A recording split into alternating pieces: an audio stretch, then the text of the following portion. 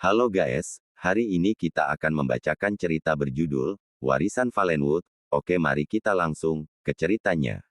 Dingin, itu adalah sensasi pertama yang menyergapku, menusuk jauh ke dalam tulang-tulangku, sebuah dingin yang lembab dan tidak alami. Itu bukan hawa sejuk kamar ber-AC-ku yang nyaman. Aku membuka mataku dengan susah payah, kelopaknya terasa berat. Gelap, sangat-sangat pekat. Sebuah kegelapan yang begitu sempurna hingga aku meragukan apakah mataku benar-benar terbuka. Aku menggerakkannya, dan bisa merasakan bola mataku bergerak, tetapi tidak ada secercah cahaya pun yang bisa kutangkap. Napasku langsung tersengal. Ini bukan tempat tidurku. Kasur yang kubaringani terasa tipis dan kasar, bukan memori foamku yang empuk. Aku mengangkat tangan, meraba-raba di sampingku. Tanganku menyusuri permukaan yang berdebu dan terasa seperti kayu yang lapuk. Di mana meja samping kasurku? Di mana ponselku yang selalu kutaruh di sana? Hello, suaraku parau, pecah, hampir tidak lebih dari sebuah desisan di keheningan yang menyiksa ini. Tidak ada jawaban, hanya keheningan yang begitu berat sehingga seolah punya masanya sendiri. Aku mendengar desingan di telingaku, tetapi di balik itu, ada sesuatu yang lain. Sebuah dengung rendah, hampir di bawah ambang pendengaran, seperti suara dari sebuah mesin besar yang berputar jauh di bawah tanah. Aku memaksakan diri untuk duduk.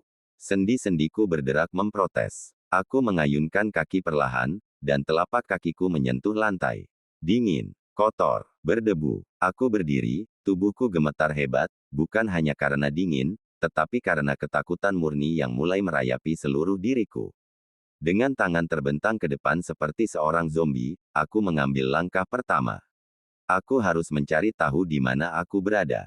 Aku harus menemukan pintu, jendela, apa saja. Aku berjalan perlahan, setiap langkahku menimbulkan gema kecil yang segera ditelan oleh kegelapan yang luas. Aku berjalan dan berjalan. Terlalu lama. Seharusnya aku sudah menabrak dinding kamarku hanya dalam 3 langkah. Tapi di sini, aku masih berjalan. Ruangan ini terasa tak berujung. Pikiran itu membuatku hampir panik.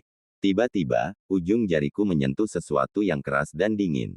Metal. Aku meraba bentuknya. Itu adalah sebuah saklar lampu tua. Harapanku melonjak. Dengan jari yang gemetar, aku menekannya. Klik. Tidak ada yang terjadi. Klik, klik, klik. Kegelapan tetap tak terganggu, aku mengutuk dalam hati. Lalu, dari kejauhan, mungkin 100 meter atau lebih, suara metalik yang sama bergema, sangat jelas di keheningan itu. Klik, aku membeku, darahku berhenti mengalir. Aku tidak sendirian. Seseorang, atau sesuatu, baru saja menekan saklar lampu di seberang ruangan ini. Siapa di sana? Teriakku, suaraku lebih keras, dipenuhi getaran ketakutan. Sebagai jawabannya, sebuah rangkaian lampu neon panjang yang menggantung di langit-langit tinggi, mulai menyala satu per satu. Klik, klik, klik. Setiap klik disertai dengan nyala sebuah lampu yang berkedip-kedip sebelum akhirnya stabil, membanjiri area di bawahnya dengan cahaya putih pucat yang tidak ramah. Cahaya itu menyebar seperti gelombang, mendekatiku, akhirnya mengungkapkan sekelilingku. Aku berdiri di dalam sebuah gudang yang sangat besar, mungkin bekas pabrik.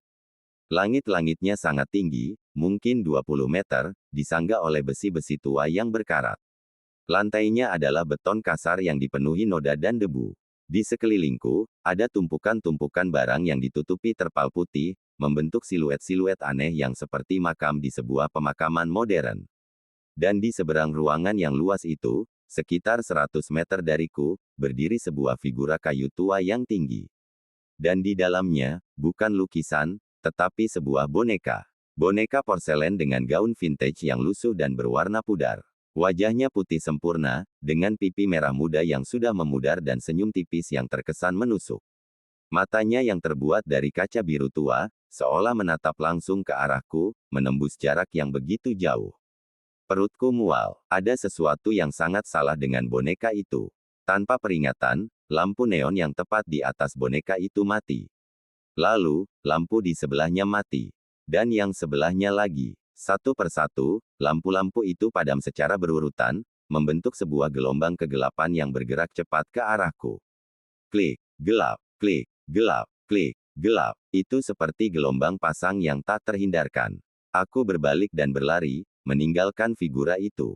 Aku menyusuri dinding, Tanganku menyusur permukaan bata yang kasar. Aku harus bersembunyi. Aku melihat celah antara dua tumpukan barang berterpal dan menyelipkan diriku ke dalamnya, berusaha membuat diriku sekecil mungkin. Aku menekuk mulut dengan kedua tangan, berusaha meredam suara napasku yang tersengal-sengal. Gelap itu akhirnya melanda. Cahaya terakhir padam, dan kegelapan pekat kembali menyelimuti segalanya. Aku terjebak. Aku hanya bisa mendengar degup jantungku sendiri yang berdetak kencang di dalam tengkorak kepalaku. Lalu, sebuah suara, tik-tok, tik-tok, tik-tok. Itu adalah suara langkah kecil dan ringan, seperti sepatu anak-anak yang haknya berbunyi di lantai beton. Suara itu berasal dari kejauhan, dari arah figura tadi. Ia bergerak perlahan, santai, tidak terburu-buru. Setiap tik-tok bergema di ruangan yang luas, memberikan pinpoint lokasinya. Tik-tok, tik-tok, tik-tok. Suara itu semakin dekat. Sekarang sudah separuh jalan. Aku mengintip dari celah persembunyianku, tetapi hanya melihat kegelapan. Suara itu terus berjalan, ritmenya tidak berubah, sempurna dan mekanis. Tik-tok, tik-tok, tik-tok. Sekarang sangat dekat. Mungkin hanya 10 meter dari persembunyianku. Ia berhenti. Keheningan kembali, lebih menakutkan daripada suara itu sendiri. Aku bisa membayangkannya berdiri di sana, di kegelapan, kepalanya mungkin miring, menatap ke arah persembunyianku dengan mata kaca yang tidak berkedip. Aku menahan napas. Detik-detik terasa seperti jam. Kemudian, sebuah bisikan. Itu bukan suara di telingaku, tapi suara yang langsung muncul di dalam kepalaku, dingin dan jernih. Kita tahu kamu di sana, kami ingin bermain. Aku tidak tahan lagi. Insting bertahan hidupku mengambil alih. Aku menerjang keluar dari persembunyianku dan berlari tanpa arah ke dalam kegelapan, tangan terbentang, berharap tidak menabrak apapun. Tik-tok, tik-tok, tik-tok. Suara itu segera mengikutiku. Tapi sekarang, ritmenya berubah. Lebih cepat, masih teratur, tapi dengan jarak yang semakin pendek antara setiap langkah. Itu bukan lagi jalan santai. Itu adalah pengejaran. Aku berlari sekuat tenaga, tetapi suara itu semakin dekat. Aku tersandung sesuatu yang keras, mungkin sebuah pipa atau kotak, dan jatuh dengan keras ke lantai. Lutut dan tanganku terasa perih, pasti terluka. Aku merangkak, rasa sakit menusuk lenganku. Tanganku menyentuh sesuatu yang kecil dan berbentuk persegi panjang. Sebuah kotak korek api kayu tua. Dengan gemetar, aku membukanya. Isinya masih penuh. Aku mengambil satu batang, berdoa, dan menggeseknya. Percikan api kecil lahir, menerangi sekelilingku dalam radius kecil. Aku berada di dekat sebuah meja kerja tua yang berantakan. Dan di lantai, ada bayangan kecil yang memanjang di belakangku, semakin mendekat dengan setiap tik-tok. Aku tidak berani menengok. Aku meraba-raba meja dengan tangan yang lain, dan jari-jariku menyentuh sesuatu yang silindris. Sebuah senter. Aku mengambilnya dan menekan tombolnya. Tidak terjadi apa-apa. Baterainya mati. Tik-tok. Suara itu sekarang tepat di belakangku. Dengan putus asa, aku menggesek korek api kedua. Nyala api kecil itu menerangi sebuah lilin setengah habis yang tergeletak di atas meja. Dengan napas tersengal, aku menyalakan sumbu lilin itu. Nyala lilin yang kecil dan berkedip itu memberikan kehangatan dan rasa aman yang sangat ilusif. Aku mengambil lilin itu dan berbalik, siap menghadapi apapun yang ada di belakangku. Tidak ada apa-apa, hanya kegelapan yang menari-nari di tepi cahaya lilinku. Tapi suara tik-tok itu masih terdengar, sekarang bergerak memutar, mengitariku, mengelilingi lingkaran cahaya kecilku. Lalu, bisikan itu lagi, kali ini berasal dari atas, dari langit-langit kegelapan. Kami di sini. Aku mendongak. Boneka itu tergantung terbalik dari sebuah balok besi di langit-langit, tepat di atas kepalaku. Wajahnya terbalik, senyumnya terlihat seperti cemberut yang tidak wajar. Matanya kosong, tangannya yang dari porselen meraih ke bawah, jari-jarinya yang kecil dan halus ingin menyentuh wajahku. Aku berteriak dan tanpa sadar menjatuhkan lilin. Lilin itu terjatuh dan padam, dan kegelapan kembali menyergap dengan brutal. Aku berlari lagi, buta, hanya didorong oleh adrenalin dan ketakutan murni. Aku tidak tahu kemana aku pergi. Tiba-tiba, telapak kakiku menginap sesuatu yang basah dan lengket.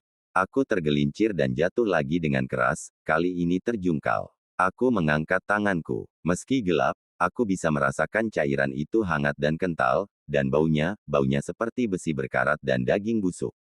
Darah.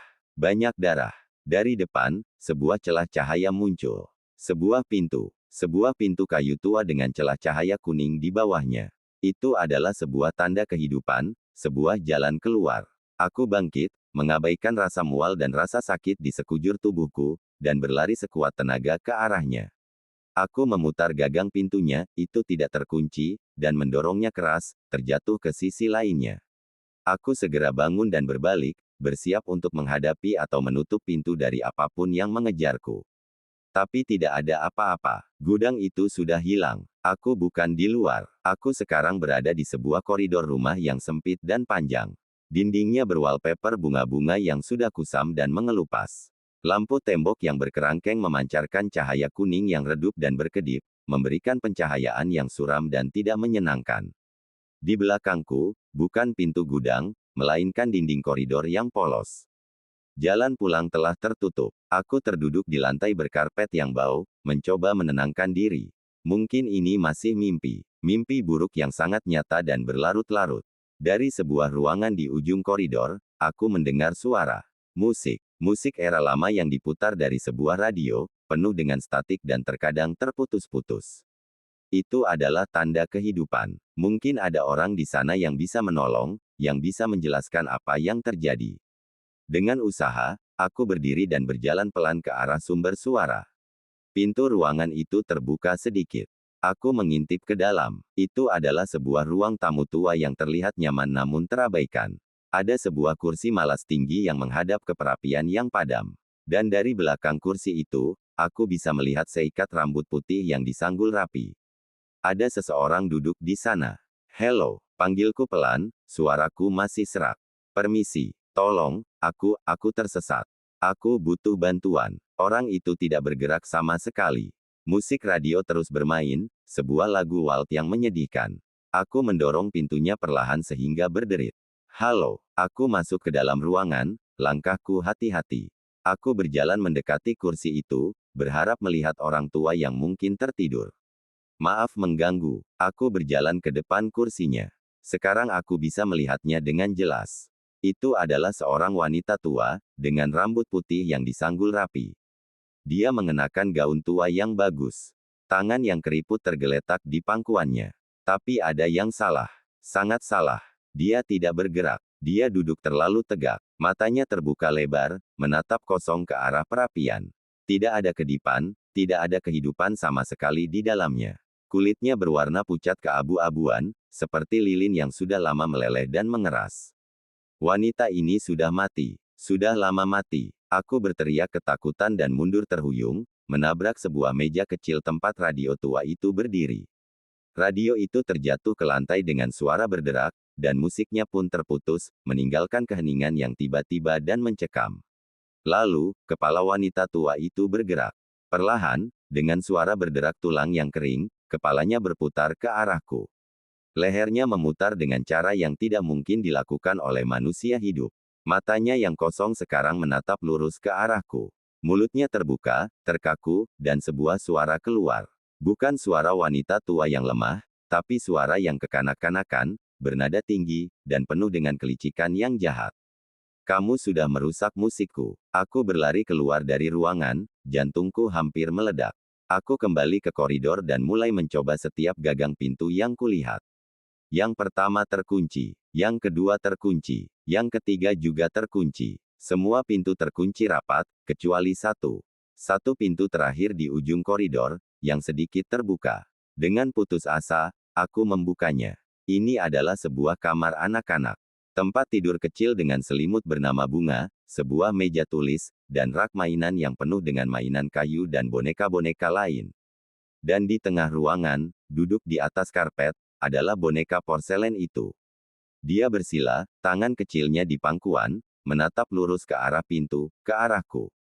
Seolah-olah dia sudah menungguku. Aku ingin berteriak, ingin menutup pintu, tetapi tiba-tiba pintu itu tertutup dengan sendirinya di belakangku. Aku mendengar bunyi klik yang final. Terkunci. Aku terkunci di dalam dengan dia. Boneka itu tidak bergerak, hanya menatap. Apa yang kau inginkan dariku? Tangisku, suaraku penuh dengan keputusasaan. Boneka itu perlahan mengangkat tangannya yang kecil dan halus. Jari porselennya yang runcing menunjuk ke arah rak mainan. Di sana, di antara mainan lainnya, ada sebuah music box kayu yang diukir dengan indah. Mainkan, bisiknya, suaranya kembali langsung di dalam kepalaku, dingin dan menusuk. Dengan tangan yang gemetar tak terkendali, aku berjalan menuju music box itu. Aku mengambilnya. Itu terasa berat dan dingin. Aku membuka tutupnya. Di dalamnya, ada sebuah penari kecil yang terbuat dari porselen, berdiri di atas cakram yang berputar. Sebuah lagu yang familiar dan menyedihkan mulai bermain, nadanya sedikit sumbang karena usia. Lagu untuk boneka. Lagu untuk boneka. Boneka porselen di lantai itu berdiri. Gerakannya kaku dan tidak wajar, sendi-sendinya berbunyi krek-krek yang halus. Dia mulai menari, mengikuti irama music box yang melankolis. Gerakannya elegan namun mengerikan, seperti upacara ritual kuno. Matanya, mata kaca biru itu, tidak pernah sekalipun meninggalkanku. Lagu itu semakin cepat. Music box seolah diputar dengan lebih kuat. Boneka itu menari semakin cepat, gerakannya menjadi patah-patah dan tidak alami, seperti marionet yang talinya ditarik secara brutal oleh tangan yang tak terlihat. Dia berputar-putar, lengannya melecut, kepalanya bergerak tak beraturan. Tiba-tiba, music box berhenti. Bunyinya tercekik di tengah nada. Boneka itu membeku dalam posisi yang mustahil, tubuhnya terpelintir, kepalanya miring hampir lepas dari bahunya. Lalu, dari seluruh sudut ruangan, suara-suara kecil mulai terdengar.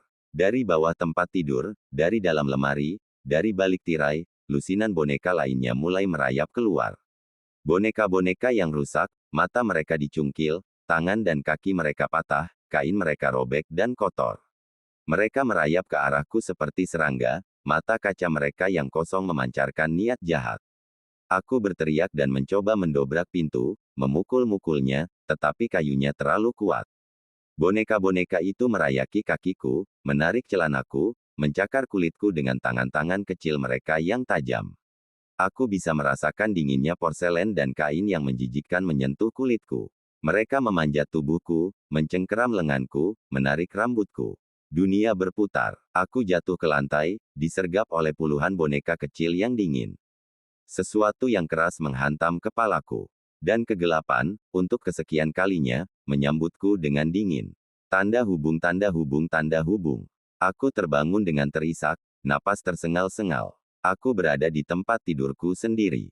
Selimut yang lembut, bantal yang nyaman. Matahari pagi menyaring melalui jendela, menerangi debu-debu yang menari di udara. Jantungku masih berdebar kencang, tapi kelegaan yang luar biasa menyelimutiku. Itu hanya mimpi buruk yang sangat intens dan nyata. Oh, terima kasih Tuhan. Aku bersandar ke belakang, menutup mataku, berusaha menenangkan napasku yang masih tersengal. Itu terasa begitu nyata. Aku masih bisa mencium bau debu dan darah. Aku masih bisa mendengar suara TikTok itu. Aku memutar badan, meraih ke arah meja samping kasur untuk mengambil ponselku, ingin melihat waktu dan meyakinkan diri bahwa aku sudah benar-benar aman. Tapi ponselku tidak ada di sana. Sebaliknya, jari-jariku menyentuh sesuatu yang kecil, halus, dan dingin. Sangat dingin. Aku membuka mataku dan melihat ke meja. Di sana, tergeletak dengan manis di atas alas kayu, adalah sebuah jari kecil. Jari yang terbuat dari porselen mulus, patah dengan rapi di bagian persendiannya. Cat kukunya yang merah muda sudah sedikit terkelupas. Aku tidak bisa berteriak. Aku tidak bisa bergerak. Aku hanya bisa menatapnya, rasa horor yang membeku menyebar di seluruh tubuhku. Lalu, dari bawah tempat tidurku, persis di sebelah kepalaku, sebuah bisikan kecil dan familiar terdengar. Lebih dekat dari sebelumnya. Kita bisa bermain selamanya sekarang.